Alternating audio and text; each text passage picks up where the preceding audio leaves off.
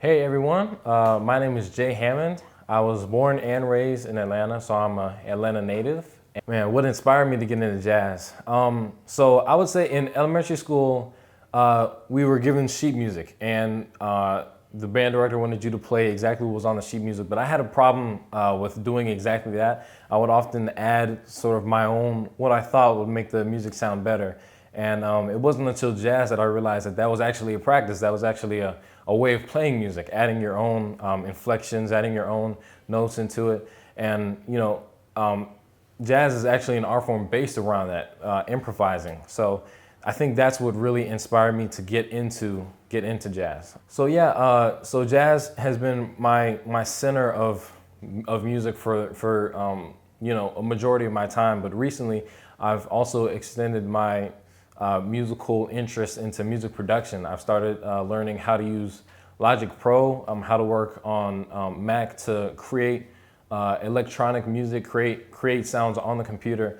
And so my hope is that I'll also be able to use jazz to record saxophone and to create sort of new styles of music, express myself in that way using both jazz, this music that has, sort of created the musician that I am today, as well as music production, which is an area that I kind of want to dive into. I've definitely been fortunate enough to be involved in musical projects and to have my music bring communities together.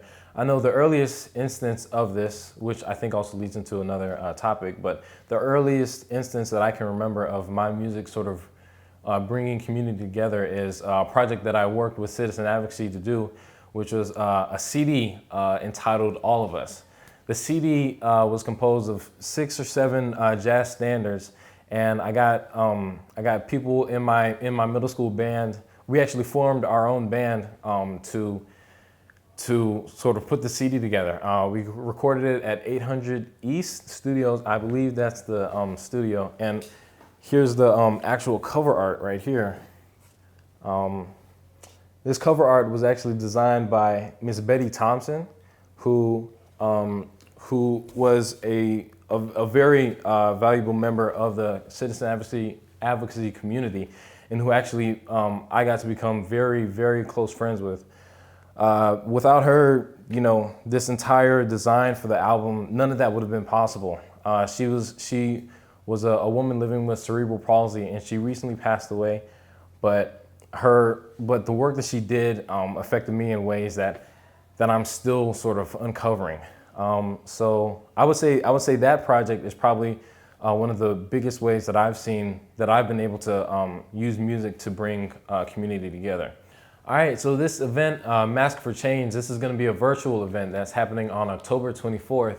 And the event's going to be really awesome. I'm really excited to be a part of it. There's going to be music. There's going to be mask auctionings for face masks, and I know it's going to be an amazing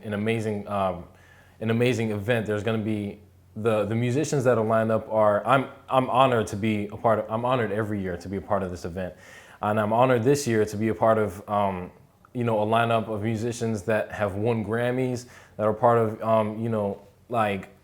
part of very big bands. So I'm very honored to be included in this event. So one of the big initiatives that Citizen Advocacy is taking this year is to help spread the opportunity for people with developmental disabilities to participate in this election. And they're going to be raising money through this event. And I myself am a first-time voter this year. This is going to be the first election that I paid attention to elections in the past, but this is going to be the first election that I'll actually be able to participate in. And the level of excitement that I feel is really beyond words. To know that I'll play a part in deciding, what direction this country takes. And I think that feeling of empowerment, that feeling that you're doing something, not the feeling, the knowledge that you're making a difference. I believe that should not be withheld from any person in this country, anybody. And so I am a firm supporter of what Citizen Advocacy is doing.